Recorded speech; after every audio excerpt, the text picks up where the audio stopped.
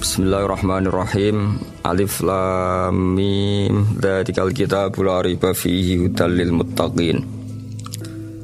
Di sini diterjemahkan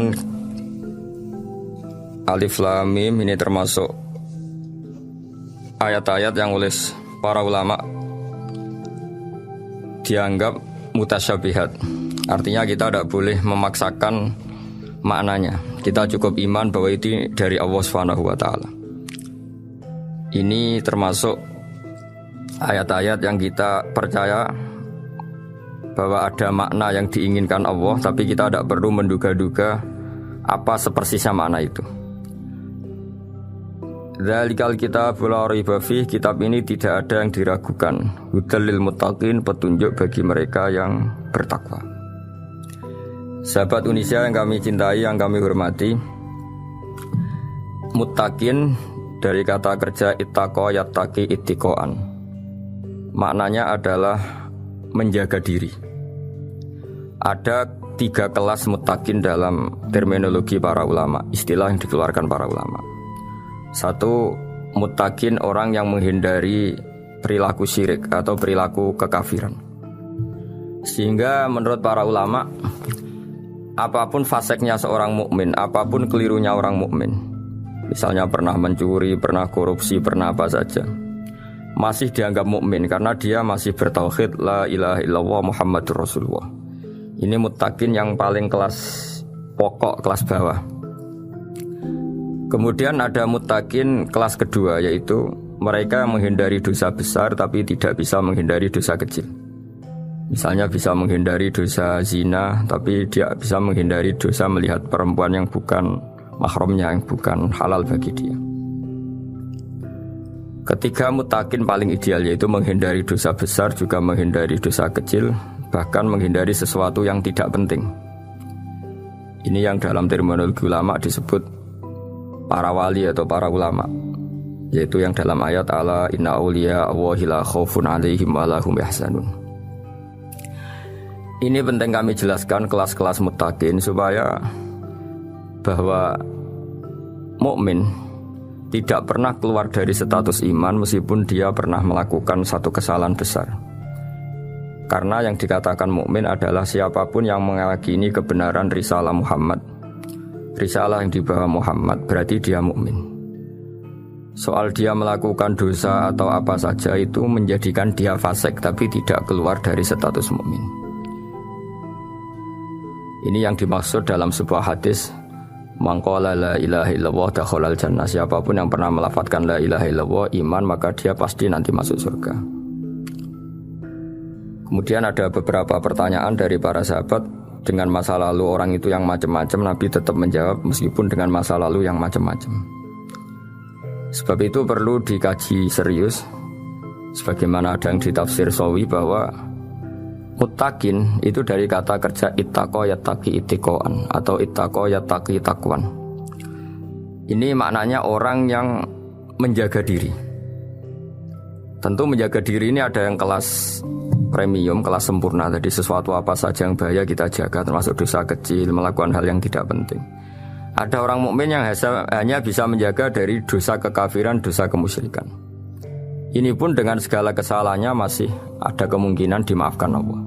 Karena Allah pernah berfirman, innallaha la yaghfiru ayyushraka bihi wa yaghfiru ma duna dzalika liman yasha.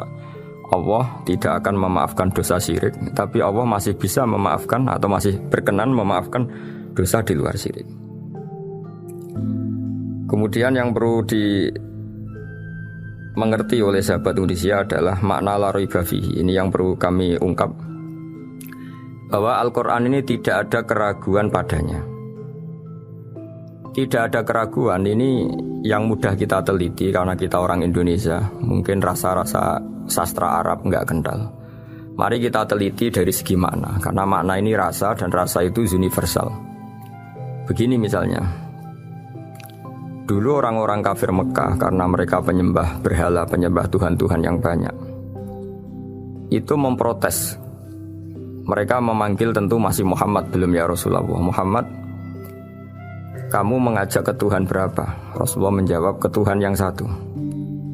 Lalu mereka bertanya, Muhammad, urusan kita ini banyak, problem kita banyak. Tuhan banyak saja tidak bisa menyelesaikan, apalagi satu Tuhan. Ini yang diceritakan dalam sebagian ayat disebut aja'alal alihata ilaha wahida inna hadza lasyai'un ujab. Bagaimana mungkin Tuhan itu satu? Harusnya Tuhan itu banyak karena urusan kita banyak.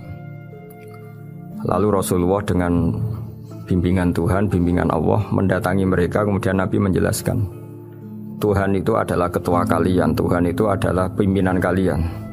Bagaimana kalau Anda jadi pembantu kemudian punya majikan banyak, punya penguasa banyak, punya tuan banyak, kemudian semua tuan-tuan Anda ini memerintahkan Anda dengan perintah yang beda-beda. Apa kalian mau punya majikan atau pimpinan yang banyak? Mereka menjawab tidak, Muhammad. Terus mereka akhirnya sadar bahwa problem Tuhan banyak itu tentu lebih sulit, lebih problem, karena nanti perintahnya beda-beda, keinginannya beda-beda. Mereka akhirnya tersadarkan bahwa sebaiknya atau seharusnya memang Tuhan itu satu.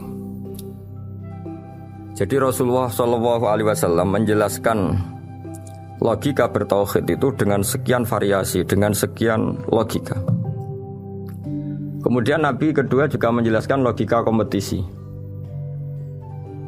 Kata Nabi yang karena bimbingan Allah diberi satu pengertian.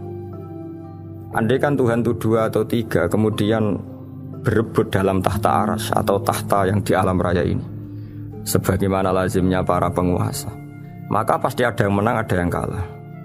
Dan yang kalah tentu gak layak sebagai Tuhan.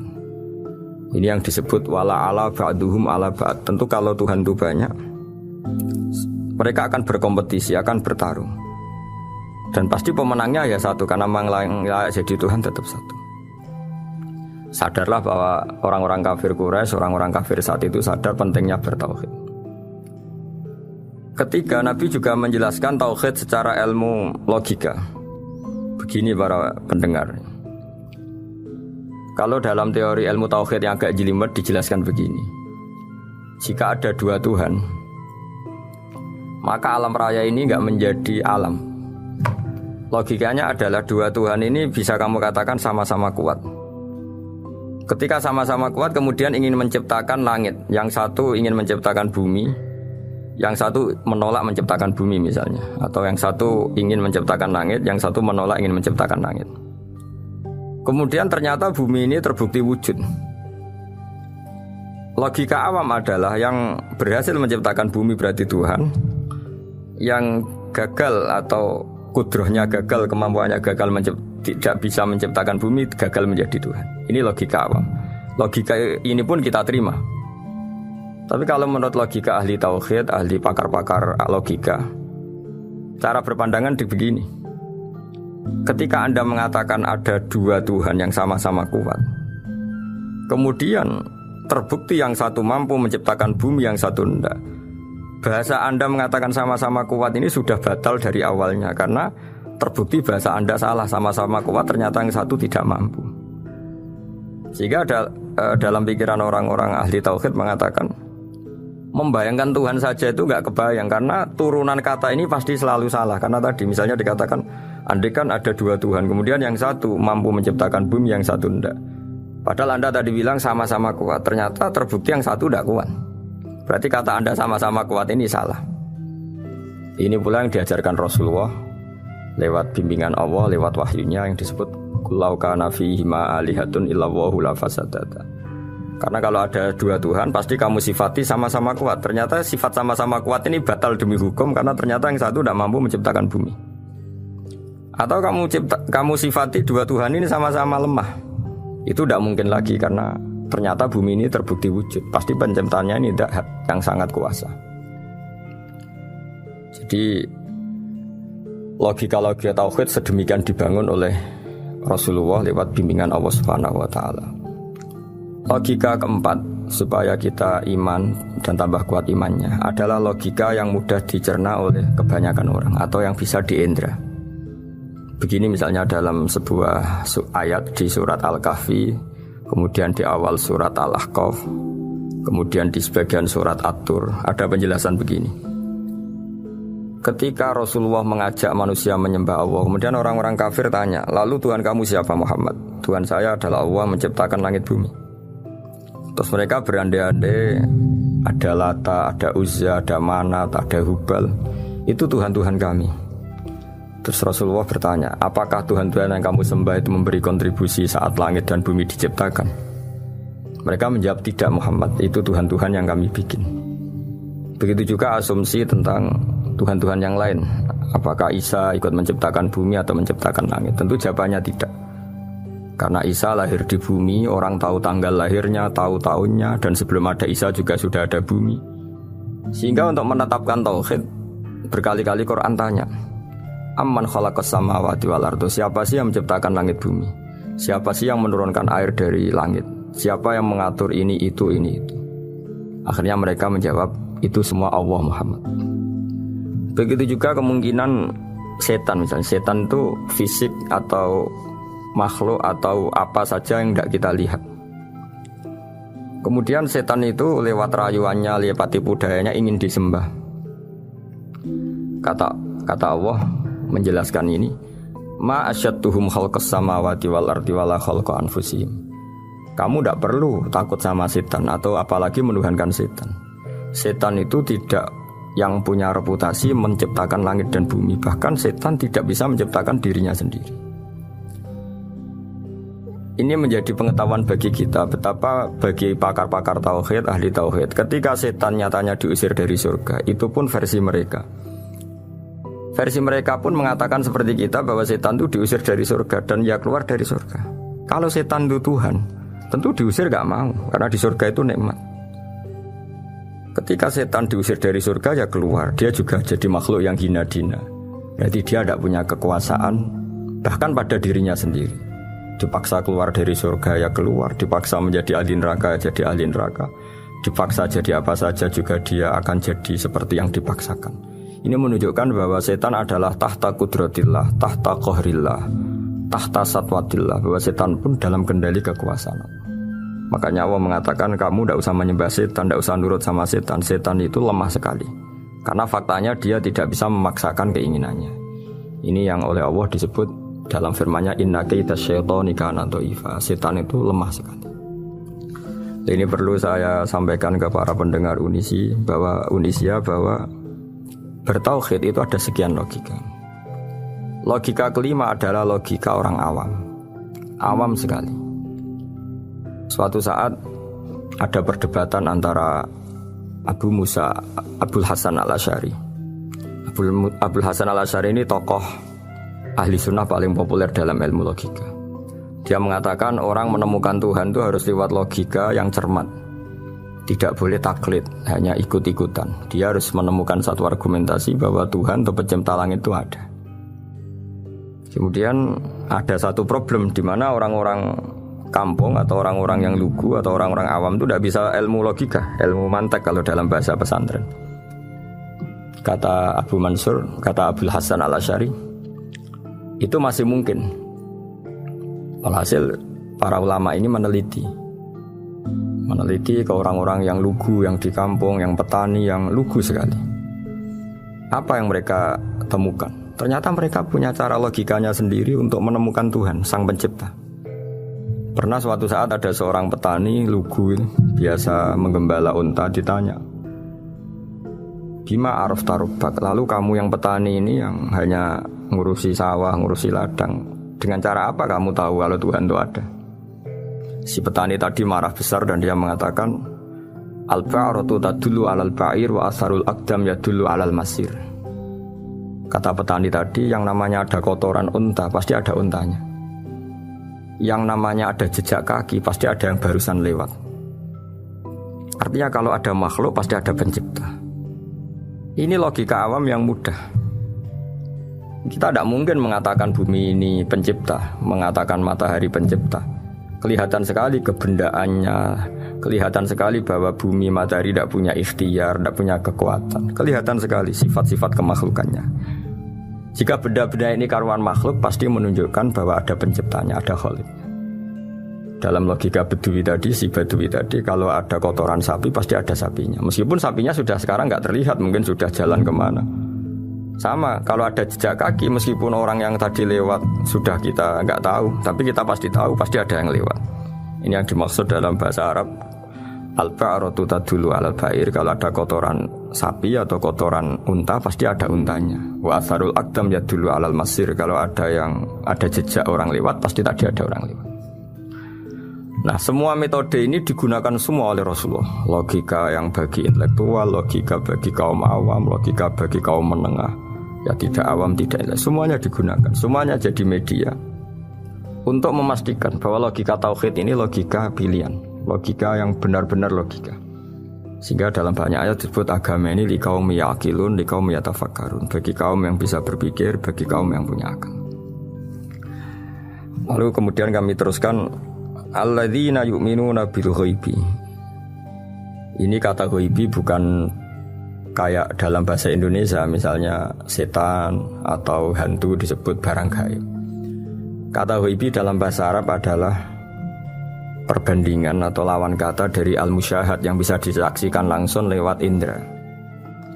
Kita orang mukmin iman bahwa surga ada, padahal kita tidak pernah melihat surga. Kita mukmin iman bahwa neraka ada, padahal kita belum pernah melihat neraka. Ini sesuatu yang maghoba anil absor, yang mata kita tidak melihat, fisik kita tidak menyentuh. Kita pun iman. Asal sesuatu itu mansus, ya, dikatakan secara eksplisit oleh Quran dan hadis. Kalau dalam bahasa usul fikih disebut al-mansus. Ciri mukmin diantaranya adalah yang paling pokok alladzina yu'minuna bil ghaibi. Iman dengan sesuatu yang enggak kelihatan. Lalu kemudian para ulama cara pandang beda-beda. Bedanya bukan karena mereka bertentangan enggak, tapi ini menurut kelas rasa yang berbeda-beda. Bagi orang-orang sufi, Allah itu tidak bisa dikatakan al-ghaib, sesuatu yang enggak kelihatan. Karena Allah itu begitu jelas, az-zahir. Kata orang sufi, Allah itu zahir. Begitu juga dalam Asmaul Husna disebut Allah itu az-zahir, begitu jelas. Karena orang yang akalnya mapan, hatinya mapan, melihat satu lemari yang bagus, pasti langsung mensifati bahwa pembuatnya adalah orang yang hebat. Orang yang melihat mobil mewah atau pesawat yang canggih, pasti kepikiran pertama adalah pasti pembuatnya canggih. Sehingga eksistensi pembuat pesawat itu adalah orang hebat, itu langsung tertanam ketika melihat pesawat itu hebat. Bagaimana mungkin seseorang ragu akan kehebatan pembuat pesawat ketika melihat detail-detail pesawat? Pasti langsung kepikiran kalau pembuatnya itu hebat. Memutuskan bahwa pembuat pesawat hebat itu tidak harus ketemu yang membuat, juga tidak harus melihat. Tapi akal kita pasti meyakini pembuatnya itu hebat. Berarti keputusan menyimpulkan bahwa pembuatnya hebat adalah az-zahir begitu jelas. Begitu juga langit dan bumi, matahari, semuanya tertata rapi. Air dengan fungsi manfaat yang sebegitu hebat, oksigen, semua tanaman, buah-buahan. Meskipun kita tidak pernah melihat Tuhan, tapi akal kita, nurani kita pasti berkeyakinan dan tahu betul pasti pembuatnya itu zat yang super hebat, super bijaksana.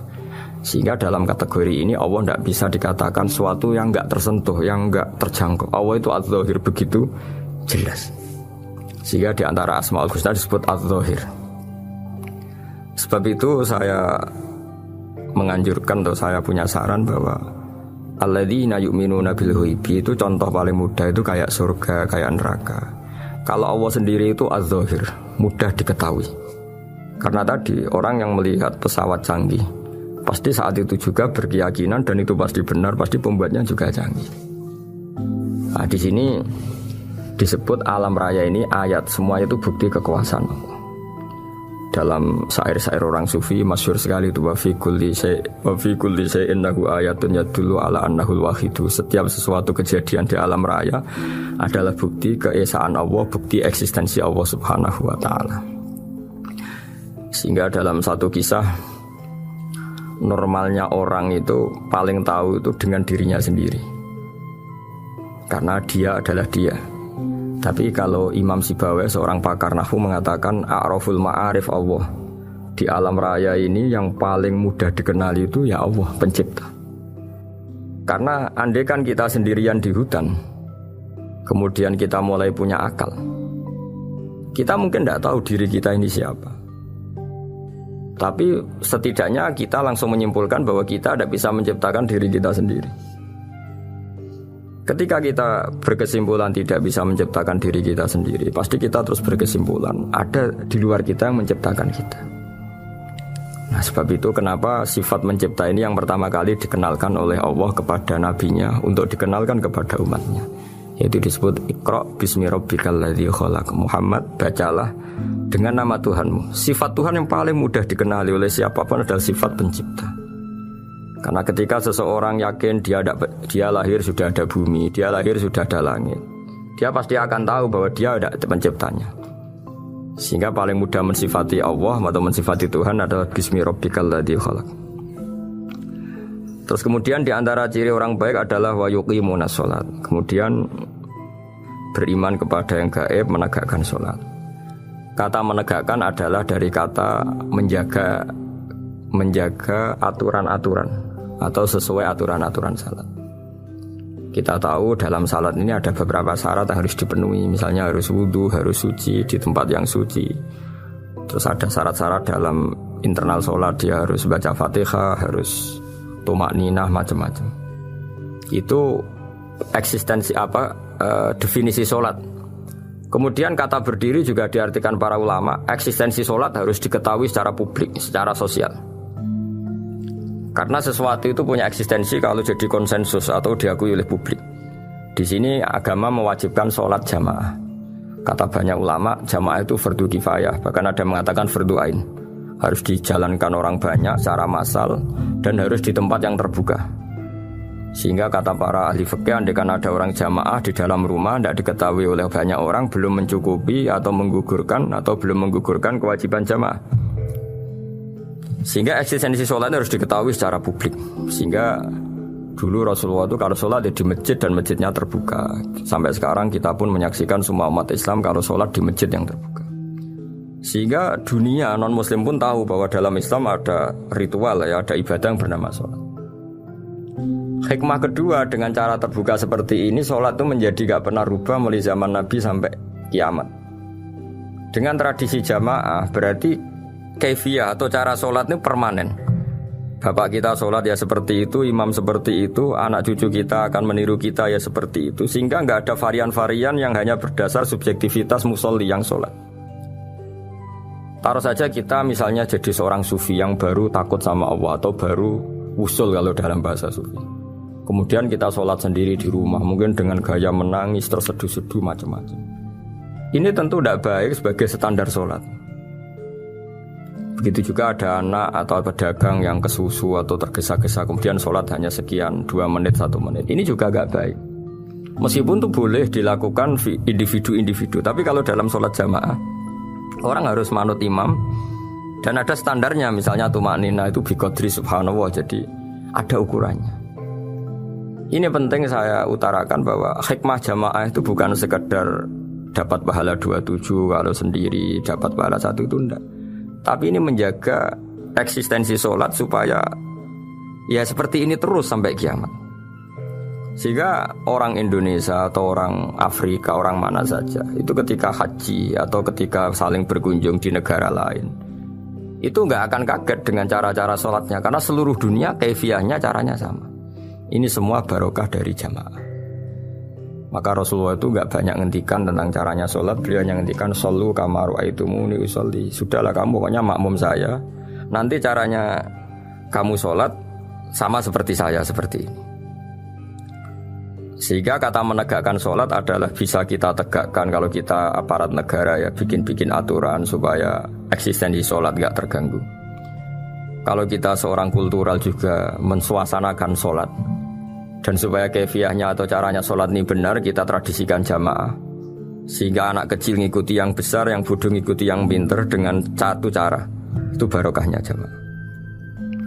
Sehingga wa yuqimuna sholat itu, sholat kita dirikan baik secara personal, dengan cara-cara tumakninah, kita suci di tempat yang suci. Maupun kita tegakkan, kita maklumatkan, kita jadikan konsensus bahwa sholat ya seperti ini. Sehingga ada khayal-khayal lagi dalam Islam. Misalnya nyuwun sewu ada aliran yang mengatakan ya kalau Tuhan itu kan enggak bebas arah, bebas tempat. Terus dulu pernah ada orang sesat sholat sampai 4 rakaat 4 arah, alasannya Tuhan itu tanpa arah. Enggak akan terjadi seperti itu. Karena ijma'nya umat Islam, konsensus umat Islam akan menolak faham yang seperti itu. Jadi Saya mohon sekali, ini pentingnya jamaah. Dengan jamaah maka caranya sholat, cara meyakini madhab kiblat dan sebagainya terjaga ila yaumil qiyamah, sampai hari kiamat. Terus sifatnya orang mukmin lagi, wa mimma razaqnahum yunfikun, dan menafkahkan sebagian rezeki yang kami berikan. Ya ini termasuk zakat, sedekah. Jadi ada sebuah riwayat mengatakan inna fil mali haqqon, harta itu ada haknya, yaitu zakat. Tapi ada juga saran inna fil mali haqqon siwa zakat, di luar keharusan zakat juga ada hak-hak kita untuk memberikan sebagian rezeki kita. Taruh saja misalnya saya punya uang 10 juta. Secara nisab zakat belum sampai 1 nisab, karena 1 nisab itu sama dengan nilai 84 gram emas. Itu kalau diuangkan, kalau 500 ribu ya sekitar 42 juta. Tapi kita sebelum punya 1 nisab pun tetap ada keharusan mengeluarkan sebagian. Yaitu tentu dalam fikih kita wajib mengeluarkan uang untuk anak kita, untuk istri kita. Itu yang wajib-wajib. Kemudian ada sosial, kita nyumbang masjid, nyumbang yatim piatu, macam-macam. Sehingga kata para ulama, ciri utama mukmin diantaranya adalah melakukan zakat, baik zakat yang fardu maupun zakat yang sunat. Karena kata zakat itu dimaknai fardu, sebetulnya definisi para ahli fikih untuk membedakan zakat yang wajib dengan sedekah. Tapi sebetulnya zaman dulu nggak ada seperti itu. Zakat itu maknanya membersihkan harta. Sedekah dari kata sedekah bukti benarnya iman. Jadi sedekah dari kata dari kosakata sedekah yasduqu sidqon, sesuatu yang membuktikan kita loyal itu disebut sedekah. Kita nikah, mas kawin di bahasa Arab kan sedekah, dari kata sedekah juga. Kita bukti iman, loyal, kita sedekah. Bukti bahwa kita teman akrab disebut siddiq atau sodik. Kalau dalam bahasa Arab teman namanya juga sodik, karena cara bertemanan secara benar, secara loyal. Sehingga wa mimma razaqnahum yunfikun ini ya memasukkan zakat yang dalam terminologi fikih, yaitu zakat yang zakat al-wajibah, atau zakat yang dengan makna lughat, yaitu ya artinya asal membersihkan harta kita, entah lewat zakat, sedekah, hadiah kepada orang-orang yang kita hormati, semuanya juga masuk dalam definisi zakat atau wa mimma razaqnahum yunfikun. Kemudian sifat terakhir dari orang muttaqin adalah walladzina yu'minuna bima unzila ilaika wa ma unzila min qablika bil akhirati hum yuqinun ulaika ala hudam mir rabbihim wa ulaika humul muflihun. Di sini diterjemah mereka yang beriman kepada kitab yang kami turunkan kepadamu dan yang diturunkan sebelum kamu. Ini kata yang diturunkan sebelum kamu penting sekali, karena ciri utama Nabi adalah dia tidak pernah beda dengan Nabi sebelumnya.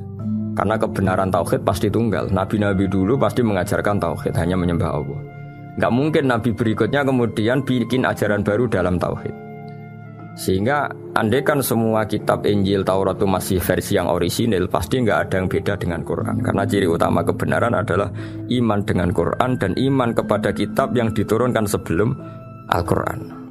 Wabil akhirati hum yuqinun, mereka juga yakin akan datangnya hari akhir. Itu bisa disebut yaumul ba'ats.